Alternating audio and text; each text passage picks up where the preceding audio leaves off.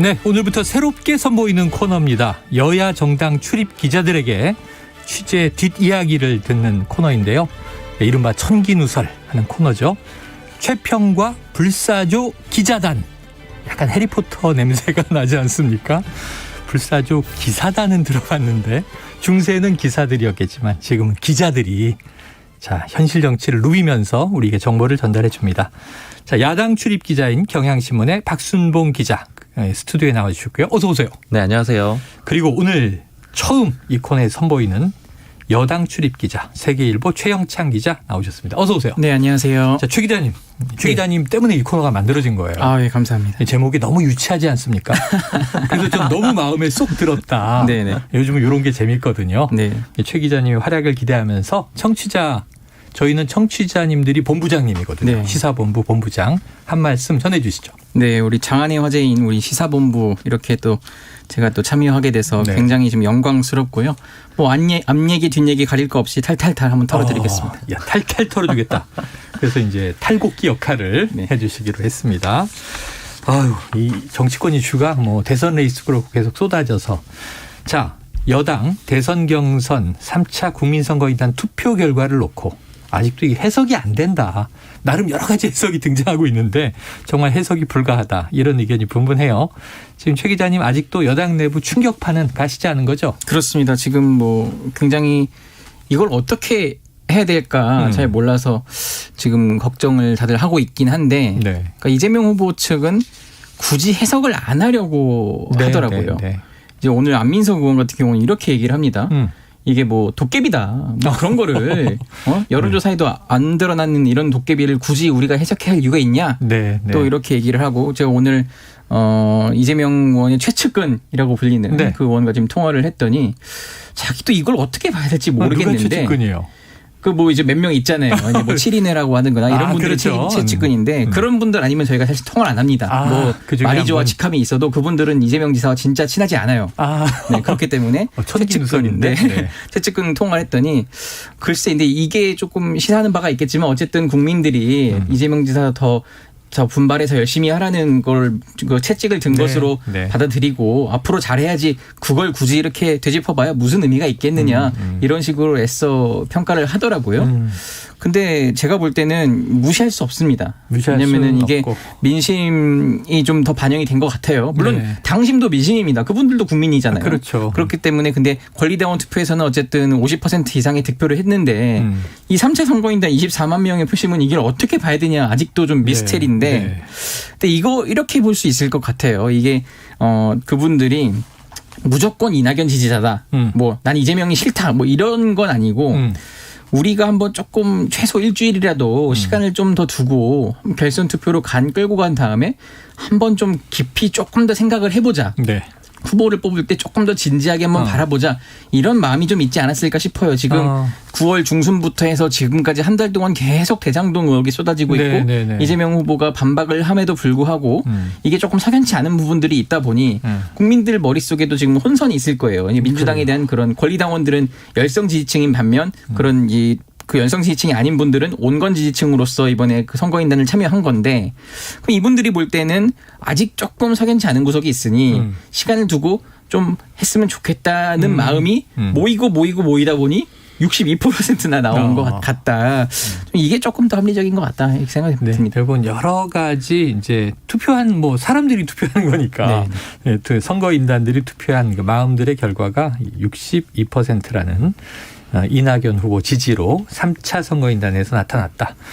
해석은 참 어려운데 어쨌든 현상으로 이건 뭐 조작이나 거짓은 아닌 거잖아요. 그렇죠. 뭐 20만 명이 넘는 숫자가 참여한 거니까. 사실 좀 극단적으로 주장하는 의원들은 뭐 해킹이나 조작 그런 얘기까지도 사실은 기자들한테 하긴 하거든요. 역선택 얘기도 하고요. 근데 이제 워낙 숫자 자체가 표로 환산을 해보면 이낙연 전 대표가 15만 5,200표 정도 얻은 거고 이재명 지사가 한 7만 400표 정도 얻은 거잖아요. 그러니까 단순히 커뮤니티 같은 데서 동원을 했다 이거는 좀 불가능한 수치로 보이고 예를 들어 이걸 익명으로 동원을 하려고 한다라면은 커뮤니티 게시판 같은 데다 공개적으로 글을 쓰지 않고는 숫자가 안 나올 거예요. 그러니까 예를 들어서 대표적으로 뭐 이제 FM 코리아라고 하는 이 커뮤니티 같은 경우에는 이준석 대표를 많이 지지하는 걸로 알려져 있는데 여기를 한 4만 대군이다 이런 식으로 지금 정확한 수치는 아니지만 농담적으로 얘기를 하거든요. 그러면 이 숫자가 다 동원이 돼도 이만큼이 안 나오는 거잖아요. 그러니까 대규모로 이렇게 움직이는 것은 사실 좀 불가능하기 때문에 그런 것들은 아마 좀 배제하는 게 맞을 것 같고. 커뮤니티가 무슨 회사나 군대도 아니고 다 개인들인데 그렇죠. 그게 만약 뭐 이런 일이 벌어지면 어떻게든 외부로 노출이 됐겠죠. 네. 자, 이런 상황에서 지금 뭐 의견이 분분한데 오늘 조금 전에 이제 최영찬 기자님 여권에서 이게 좀 난해한 분위기 설명해 주셨으니까 오늘 터진 또 거친 발언이 있습니다. 지금 뭐 오늘 이제 아침에 타 프로그램 뉴스쇼에서 서른 공동 선대위원장이죠. 발언한 이야기를 듣고 와서 이야기 나누도록 합니다. 뭐 정가 부분도 있고 뭐 스캔들 부분도 있고 뭐 일일이 다 헤아릴 수 없는 상황들이 있는데 그건 객관적인 사실이죠. 우리 후보가 갖고 있는 그런 많은 흠결이 있고 더군다나 이 경선 결과 받아들일 수 없는 원팀이 안 되는 결정적인 사연이 있는데도 불구하고 원팀이 안 되는 상태에서 본선에 나가서 이길 수 있겠느냐. 진다는 것이 객관적인 사실이죠. 네. 자, 이게 CBS 아침 라디오였어요. 진다는 것이 객관적인 사실이다. 이 다소 수위 높은 발언. 지금 사실은 컨벤션 효과도 못 누리고 있고 그렇죠. 예. 후보는 확정됐는데 지금 어찌 보면은 이제 패자의 승복을 못 얻어내고 있는 지금 이틀째 지나고 있는 이 상황 어떻게 봐야 합니까?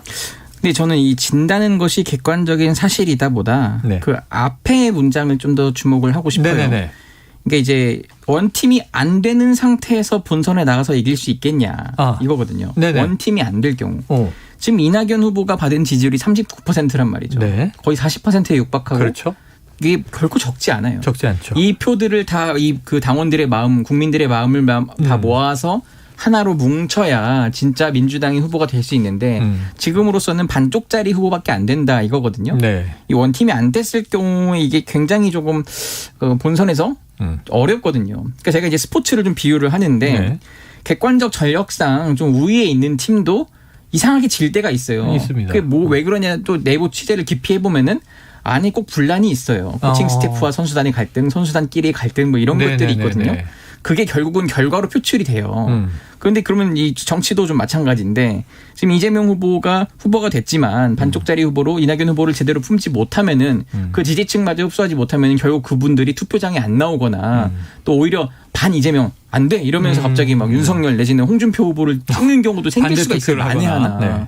근데 그런 것 때문에 지금 어쨌든 이 원팀이 안 되면은 질 수밖에 없지 않냐. 원팀이 안 되면 그렇죠. 된다. 이 전제가 깔려 있기 때문에 너무 뒤에 것보다는 좀 앞에 이런 그 상황을 잘 보면서 같이 좀 판단을 합시다. 이런 얘기입니다. 두 분 다 여야 출입으로 갈려 있긴 하지만 정치권 분위기를 너무 잘 아는 기자분들이니까 그 원팀이 지금 아직 안 되고 있고 못 되고 있다면 지금 이게 이재명 후보가 품어야 되는 것이냐, 이낙연 후보가 승복하는 게 우선이냐. 지금 이 꼬여 있잖아요. 근데 이 이낙연 후보를 설득하려면, 이 캠프를 설득하려면 결선 투표를 받아야 된다. 민주당이나 이재명 이 후보 쪽이. 그럼 이게 큰일 지금 난리가 나는 상황 아닙니까? 어떻게 보세요? 해법이 어디 있습니까?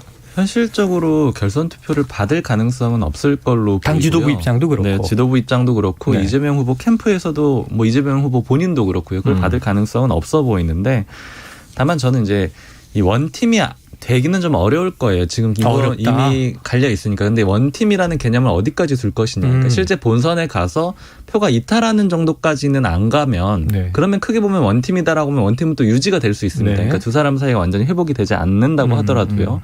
그럼 그 기준을 조금 낮춰서 본선에서 이탈표가 없는 정도로 하자고 하면 그건 그렇게 어려운 과제는 아니라고 보거든요. 실제 본선까지 갔을 때 각 당의 후보가 선출이 됐을 때 그때도 야당으로 이탈할 정도의 갈등이 생기려면 이 갈등이 아마 이 대선 전까지 쭉 이어져야 될 건데 그러니까 그렇게까지는 안 갈 거라고 보고 즉 이 상황에서 필요한 건 결국에는 잘 대우를 해주는 거라고 생각을 해요. 그러니까 이재명 후보가 여기서 잘 보듬어 주면 사실 이낙연 후보 같은 경우에는 지금 전체적으로 고립되어 있는 형국이거든요. 네. 어느 누구도 이낙연 캠프 쪽을 지원해주지는 않고 있는 상황이잖아요. 물론 뭐 야당의 홍준표 의원이나 원희룡 전 제주지사는 지원을 해주고 있지만 그건 도움이 안 된다고 보고. 네. 그렇기 때문에 결국엔 지금 상황에서 좀 품어주는 그런 그림만 만들어주면 결국에는 표도 다 집결을 할 수밖에 없을 거라고 그렇게 생각을 합니다. 그러니까 원팀의 기준을 너무 높이 잡지 말고 우리가 흔히 뭐 용광로 선대 이런 얘기한단 말이죠. 선거 때마다.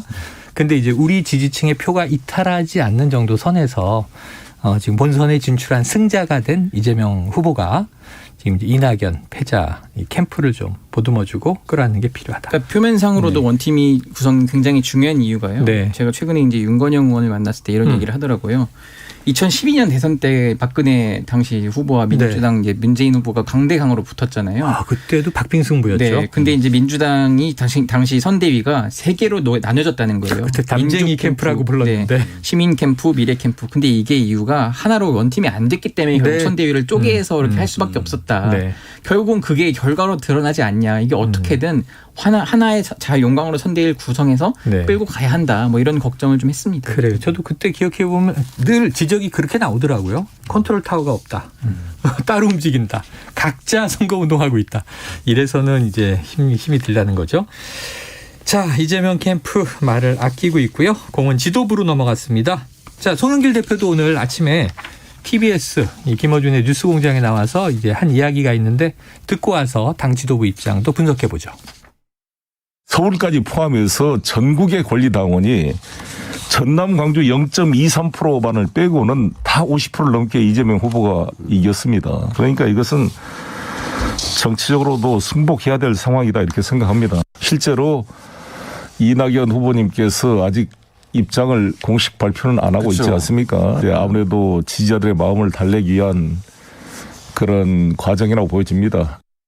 네, 지금 뭐 본선 주자 확정됐다고 송영길 대표는 이미 선언했고, 그 다음에 이제 저 증서도 나갔다는 거 아닙니까? 이런 상황인데 지금 이낙연 캠프는 오늘 이재명 후보 캠프는 해단, 이낙연 후보 캠프는 지금 해단을 미루고 있어요. 내일 아침에 최고위가 열리면 어떤 결정 나오게 될까요? 최고위가 열려서 결국은 이제 이의제기가 들어온 것에 대해서 뭐 논의를 해서 검토를 하고 그 최고위가 마지막 그 최고 결정 기구잖아요. 네네. 그렇기 때문에 이제 이재명 후보로 확정을 쐐기를 받겠다 뭐 이렇게 지금 들리거든요. 근데 그렇게 한다 한들 이제 그래서 지금 오늘 이제 이낙연 캠프 쪽 취재를 좀 해보니까 네. 말은 아껴요 일단. 그러면 그 내일 결정하겠다고 하는데 송영길 대표가 만약에 그냥 이재명 후보로 확정을 시켜버리면 어떻게 할 거냐 해서 네. 그럼 그건 일단 좀 봅시다. 내일 한번 상황을 봅시다. 계속 이런 식으로 말을 아끼거든요. 공식 발표가 나온 다음으로. 네, 근데 어젯밤 같은 채널에 그 김성환의 시사회라고 제가 어제 퇴근길에 한번 들었는데 네. 거기 신경민 전 의원이 나와서 이런 네네네. 말을 하는 거예요. 송영길 지도부가 정치적으로 이걸 풀지 못하면은 우리가 한번 우리는 그렇다 쳐도 지지자들 이 격앙된 지지자들을 어떻게 할 것이냐. 그 가처분 신청이나 법적으로 가는 거를 네. 우리가 안 한다고 해도 그 당원 모임, 지지자 모임이 들고 가서 이걸 하면은 그건 법적 절차를 밟을 수밖에 없다. 그런 상황까지 꼭 가야겠냐 이런 식으로 약간 압박을 하더라고요. 이야, 여야끼리 고발을 하거나 네. 소송을 내도 정치로 못 풀고 법정까지 가야 하느냐 이런 비판하는데 같은 당내에서. 그러니까 지금 자, 박 기자님. 지금 뭐 이제 국민의힘도 지금 제1야당이고 거대 야당이에요. 거기도 리더십이 있고 당내에 분란이 있으면 결국 이준석 대표가 나서게 되지 않습니까? 그렇죠. 그럼 지금 여당, 이 더불어민주당의 송영길 대표의 리더십 혹시 어떻게 평가하세요? 지금 현재 상황에서요? 네, 현재 상황에서죠. 저는 뭐 이거 개인적인 의견을 물어보시니까 좀 네. 그렇긴 하지만 약간 좀 아쉽다라는 생각이 들어요. 그러니까 제가 아까 네. 지금 상황은 이낙연 후보 쪽에 어떤 명분이 있지도 않고 또 여러 진영상, 그러니까 당내 구조적으로 밀릴 수밖에 없는 그런 구조인데 네. 송영길 대표가 여기에서 조금 더 부드럽게 갈 수 있었다라고 생각을 하는데 좀 딱 네. 잘랐던 거예요. 그러니까 예를 들자면 어제 지도부가 이재명 후보의 그런 일정에 동참을 해가지고 이미 확정된 후보다라는 식으로 굉장히 단정적으로 얘기를 했잖아요.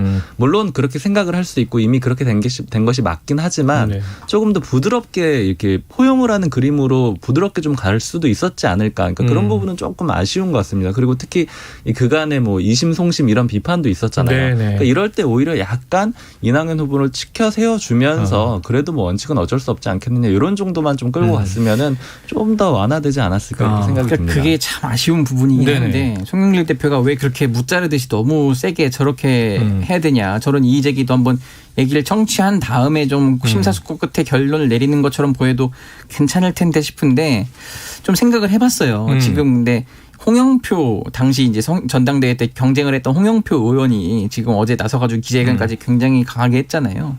그런 사감이 좀 반영된 게 아닌가 이런 좀 추정이 되는 대목도 있어요. 근데 두 분이 예전에 과거 인천에서 좀 정치를 서로 하면서 원래는 송영길 의원이 먼저 시작을 해서 많이 도와줬어요. 네. 보궐선거 이렇게 들어오게도 하고. 근데 이제 어쨌든 홍영표 의원이 20대 국회 때 원내대표 되면서 많이 성장을 했잖아요. 그러면서 친문에 이제 또 막 좌장 뭐 이런 식으로 나오면서 굉장히 이제 보폭을 넓히면서 586의 막형 뭐 이런 그런 식으로 해서 이제 막 경쟁 당대표까지 나서서 경쟁을 하다 보니까 송영길 대표가 좀 마음이 많이 상했어요. 그러니까 인천에 뭐 대장은 나야 이런 거였는데 인천에 대장을 놓고도 이제 좀 아웅다웅하는 그림이 계속 그려지다 보니까 근데 이낙연 후보 측에서 이제 그 자기와 경쟁했던 홍영표 의원이 저렇게 나서니까 더 좀 감정이 섞이지 않았나 싶습니다. 그래요. 자, 어떻게 될지. 또 어쩌면은 뭐 이게 지지부진하게 길어지면 오히려 수습이 안 된다고 판단해서 빠르게 좀 본인이 책임을 끌어안더라도 결단 내려줘야 한다라는 또 책임감이 있었을지 이런 건 좀 지켜보도록 하죠. 자, KBS 1라디오 최영일의 시사본부 지금 박순봉 경향신문 기자 최영창 세계일보 기자와 함께 불사조 기자단 지금 함께 하고 있습니다. 오늘 여당 뉴스가 많아서 야당 출발 시점이 조금 늦었지만 국민의힘으로 가봅니다. 자, 어제 첫 번째 10차례 토론회 중 첫 번째 토론회 문이 열렸어요. 관련한 이야기를 오디오로 듣고 이야기 나누겠습니다. 이재명을 압도할 후보들이라 그러면서 그리고 호남에 오면서 이재명 공약도 안 읽고 오십니까? 제가 뭐 보기는 했는데 지금 기억은 하지를 못하겠습니다. 그거 보고 익히는데 하루가 안 걸립니다. 정법이라는 사람이 이런 말을 해요. 내 손바닥이 빨간 이유가 손바닥에서 에너지가 나가기 때문이고 칼 같은 이성과 증거와 이런 합리화 이런 거에 의해서 업무 알겠습니다. 결정을 한 사람인데 검찰총장을 그만두실 때도 이 사람이 조언을 했습니까? 아닙니다. 검찰총장 관두라고 한 사람은 수백 명이고 이재명 윤석열 의혹 지금 수사에서 진실을 밝히지 않으면 이명박 MB 5골 난다. 무슨 그런 말씀을 하십니까? 네, 지금 이야기를 뭐 발췌해서 들으셨습니다만 어젯밤에 상당히 살벌한 또 굉장히 치열한 분위기의 토론으로 시작됐는데요. 오늘 아침에 보니까 갑자기 화기애애해졌다 이런 기사들이 있어서 아니 어젯밤과 오늘 아침 무슨 차이가 있었는지 윤석열 후보가 어제 토론회를 거론하면서 원희룡 후보를 칭찬까지 했어요. 무슨 일입니까? 그러니까 오늘 그림이 상당히 재미있는데 이제 표면적으로 보면 1부 리그를 지금 4강 진출자라고 보고 그다음에 이제 탈락한 4명의 후보들을 2부 리그다 이렇게 보면은 지금 표면적으로 드러난 건 2부 리그의 인수합병이 아주 두드러져요. 그러니까 예를 들자면은 안상수 전 인천시장 그러니까 지금 2차 경선 때 떨어진 후보죠. 홍준표 의원 캠프로 오늘 합류했습니다. 상대본부장으로 들어갔고요. 그리고 윤석열 전 총장하고 홍준표 의원 측이 최재형 전 감사원장을 이렇게 지금 러브콜을 보내면서 데려오기 위해서 노력을 하고 있고요. 근데 이제 이게 표면적으로 드러난 2부 리그의 인수합병 움직임인데 이건 어느 정도 예상이 됐던 거죠. 왜냐하면 탈락을 했기 때문에 이제 다른 후보들과 같이 해야 되니까요. 근데 이제 그보다 더 재밌는 게 바로 이제 일부 리그도 약간 합종 연행이랄까요? 이런 것의 전조 움직임이 조금 보이기 시작을 하는 거예요. 그러니까 말씀하신 대로 윤석열 전 총장이 오늘 오전에 페이스북에다 글을 썼는데 원희룡 전 지사를 너무 많이 칭찬을 합니다. 그러니까 제목 자체도 원희룡 후보는 어떻게 대장동 일타 강사가 되었을까 이런 글을 올렸고 거기다가 심지어 자신의 페이스북인데 원희룡 전 지사 유튜브 영상 링크도 올려줍니다. 그러니까 구독자 수가 늘어나겠죠. 뭐 그렇게 올려주고 그리고 이런 표현들을 써요. 재치 있고 쉽게 설명을 했다. 솔직히 원희룡의 능력이 부럽다. 원희룡 후보의 미래가 기대된다. 이렇게 극찬을 합니다. 이게 지금 이게 뭐 어떻게 된 거냐 윤석열 전 총장 쪽에 좀 물어봤어요. 이유가 뭐냐 그랬더니 뭐 2가지 정도 의미가 있다라고 얘기를 하는데 일단 첫 번째는 이제 원희룡 전 지사가 좀 도와줬으면 좋겠다. 지금 유승민과 홍준표 후보가 너무 자신을 물어뜯고 있는데 맹공하고 있죠. 그 와중에 원희룡 전 지사는 지금 포지션 자체를 대장동 일타 강사라고 해서 대여 공격에만 주력을 하고 있거든요. 이재명 후보만 공격을 하고 있어요. 이재명 저격수다 이렇게 얘기하더라고요. 그러니까 좀 자신만이라도 좀 연합 전선을 구축했으면 좋겠다 이런 속내가 좀 있는 거고요. 또 하나는 이거 우회적으로 유승민 전 의원 공격을 한 거다. 그러니까 이재명 지사에 대해서 저렇게 잘 우리 후보가 공격을 하고 있는데 왜 유승민 전 의원은 내부에 이렇게 공격을 하느냐 이런 걸 우회적으로 드러낸 거다 이렇게 얘기를 하고요. 거죠. 근데 이제 단순히 지금 윤석열 전 총장이 원희룡 전 지사에게 러브콜 보낸 게 끝이 아니고 다른 그림들도 재밌습니다. 네. 어떻게 되냐면 유승민 전 의원 같은 경우에는 CBS 라디오에 나와가지고 네. 다른 주자들에 대해서 평가를 하는데 윤석열 전 총장에 대해서는 비판 일색이에요. 그러니까 윤석열 전 총장의 네. 처가 리스크, 본인 리스크, 또 무속 논란 네. 다시 한번 지적을 하고요. 그런데 홍준표 의원에 대해서는 어떻게 평가를 하느냐? 반반입니다. 칭찬 반, 비판 반. 그러니까 젊은 지지층 지지를 얻는 건 굉장히 부럽다. 요거는 칭찬을 해줬고요. 네. 근데 그럼에도 공약 보면 오락가락한다, 막말도 흠이다 이렇게 지적을 해요. 그러니까 네. 칭찬 반, 이 비판 반이 섞여 네, 있다라고 네. 볼 수가 있고 원희룡 전 제주지사에 대해서는 굉장히 긍정 평가를 합니다. 개혁 합리적 보수를 주장했던 사람으로서 거기에 동감하는 후보가 한 명이라도 있어서 좋다. 또 이재명 후보 효과적으로 공격하는 것도 상당히 좋게 본다. 즉 요약을 해보면 제일 비판적으로 한 건 윤석열. 네. 반반 정도로 한 건 홍준표, 칭찬해 준 거는 원희룡 전 제주지사가 되는 거죠. 그러니까 역시 일종의 원희룡 쟁탈전 분위기라고도 하나 볼 수가 있는 게 기본적으로 사실상 그 득표율이 공개가 되진 않았지만 4위 주자인 것으로 알려져 있잖아요. 네네네네. 원희룡 전 제주지사가. 의외로 또 올라왔다 이런 평가도 받았죠. 네. 그래서 원희룡 전 제주지사 같은 경우에는 물론 지금 캠프에 물어보면 1위를 당연히 노리고 있다라고 얘기를 하지만 이제 다른 주자들은 강한 경쟁 상대라고 보지는 않는 거죠. 네네. 그렇다면 오히려 손을 잡아야 될 대상이라고 보면서 이렇게 같이 움직이고 있는 거고. 그리고 또 하나 또 재밌는 점은 홍준표 의원은 그러면 오늘 또 어떤 평가를 내놨을까. 네. 유승민 후보가 어제 토론에서 이 검증을 그 무속 논란 관련해서 했잖아요. 네. 여기에 대해서 이걸 내부 총질이라고 윤석열 전 총장 쪽에서 비판을 했단 말이에요. 네. 근데 그런 비판은 부적절하다. 그러니까 무속 논란 꺼낸 걸 지원을 해준 거예요. 한마디로 네. 유승민 전 의원에게 사랑의 짝대기를 보냈다 이렇게 볼 수가 있죠. 그러니까 지금 전체적인 그림을 보면 이렇게 갈 가능성이 높아요. 1위하고 4위, 즉 윤석열 전 총장하고 원희룡 전 제주지사의 연합이 좀 형성이 되고 네.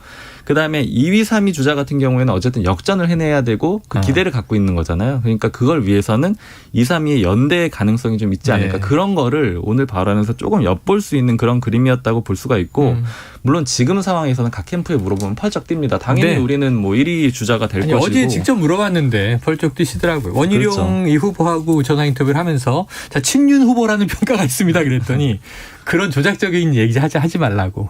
본인은 MVP가 되기 위해서 뛰는 것이다. 그렇죠.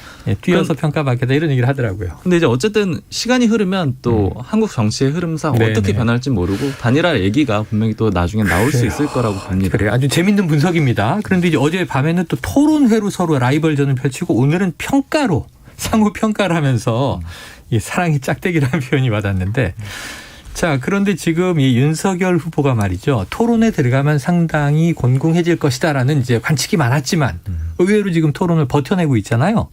대범 모드의 윤석열 이런 얘기도 나오던데 혹시 이 최 기자님은 여당 출입하시지만 어제 토론회에 대해서 뭐 좀 두드러진 장면들이 있었습니까? 그러니까 이제 공세를 후보가 이제 어제뿐만 아니라 토론을 볼 때 그동안 공세로 맞받아치다기보다는 약간 허허허 실실하면서 많이 이제 웃죠? 네네. 조금 부드럽게 갖고자 하는 게 일부러 전략적인가 이제 네네.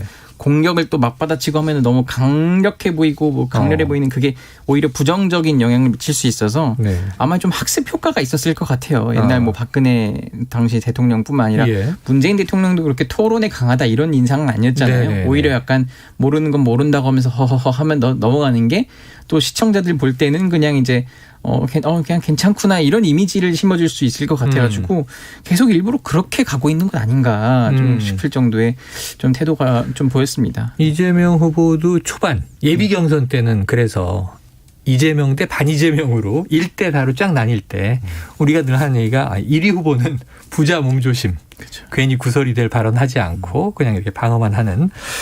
자, 그렇게 이제 평가를 해 주셨어요. 자, 토론회마다 지금 윤석열 후보에게 공세가 집중되고 있는데 이 대범 모드로 전환한 윤석열 후보 앞으로 어떻게 또 여러 가지 이슈들에 대한 또 식견들을 보여야 되다 보니까 그런 문제가 나올 텐데 지켜보도록. 하나 좀 볼만한 게 네. 앞으로 이제 윤석열 전 총장 캠프에 오늘 좀 취재를 해보니까 이 캠프 내부 인사가 좀 낮더라고요. 네. 이제 공보 라인에 대한 대폭적인 수정이 있을 겁니다. 그래요? 네, 네. 많이 바뀌고 기존에 다 대변인 체제였는데 네. 이제 원톱 형식으로 바꿀 거거든요.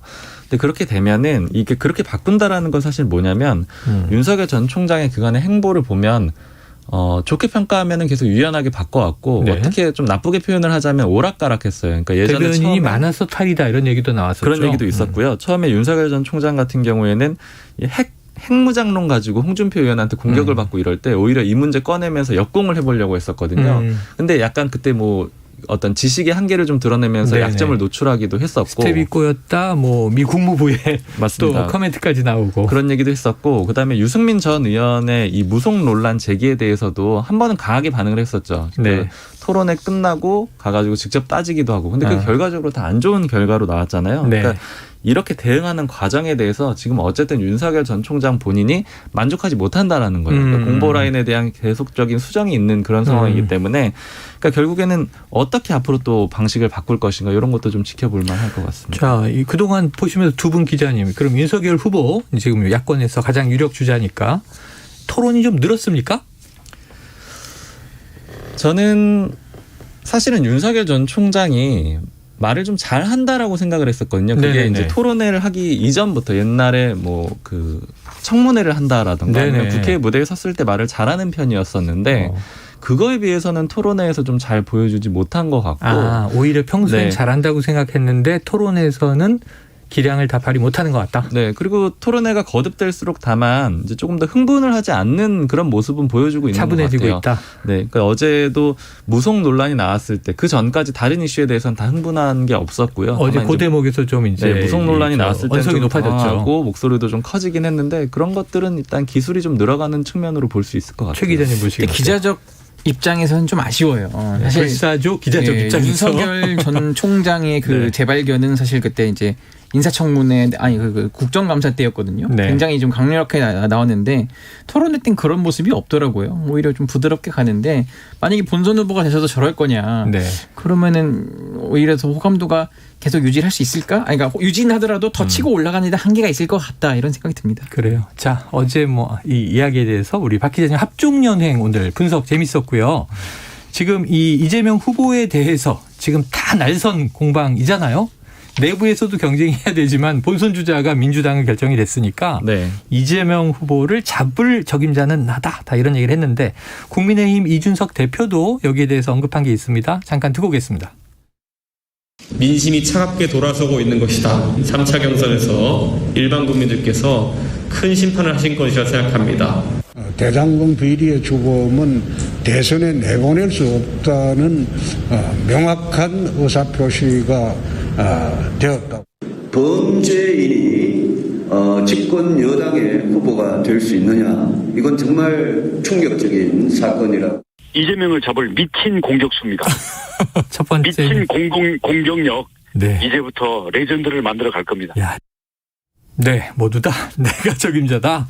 호언장담했는데 국민의힘 주자별 대응은 조금씩 다르던데 지금 뭐 두 분의 이 대목에 대해서 가상 여론조사는 나오잖아요. 가상 대결 여론조사 나오는데 그보다 앞으로 이 4명의 주자 중에 누가 본선 링에 오를 것인지 지금 잡고 있는 스탠스에 대해서 두 분의 평가를 들어보죠. 박 기자님 어때요?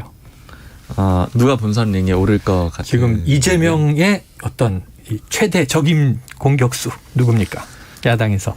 사실 뭐 공격력만 따지면은 홍준표 의원이 높을 것 같은데 또 최근에는 유승민 전 의원도 공격수로서 역할을 많이 있고. 하면서 그런 것들을 좀 보여주긴 했는데 일단 아직은 국민의힘 내부의 의원들이나 또 여러 관계자들 정서를 보면 네. 아직은 윤석열 전 총장이 대안으로서 제일 적합하다 이런 분위기는 아직 있습니다. 그게 네. 의원들의 숫자 캠프 내에 있는 숫자로도 좀 확인이 되는 거고요.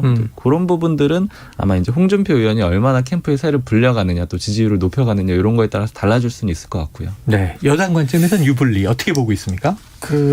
뭐 여당에서는 거의 뭐 윤석열 후보가 될 것이다 이런 기류가 높은데 뭐 개인적으로는 사이다 이재명 대 콜라 홍준표의 이 탄산대전 이걸 좀 기대가 되는 편이고 콜라 대 사이다 새로운 또 관점이 그 여당 내에서도 그 최근에 그 대장동 일타 강사로 떠오른 원희룡 그 전 지사의 강의를 듣고 야, 이거 되게 핵심을 잘 정리하고 굉장히 쏙쏙 알아듣게 한다. 그 광역 지자체장이었던 내가 개발 사업 잘한다. 네. 그러면서 대장동 외에도 시리즈가 있다 이렇게 막 얘기하더라고요. 그렇죠. 그래서 그분이 이제 그런 면을 좀 발휘하면서 후보가 되면은 좀 재밌어지지 않을까 싶은데 지지율이 좀 더 올라야겠죠. 알겠습니다. 두 분의 또 공통점이 있네요. 알겠습니다. 박순봉 경향신문 기자, 최영창 세계일보 기자와 이번 주 첫 코너 불사조 기자단 다음 주에 돌아옵니다. 고맙습니다. 감사합니다. 감사합니다.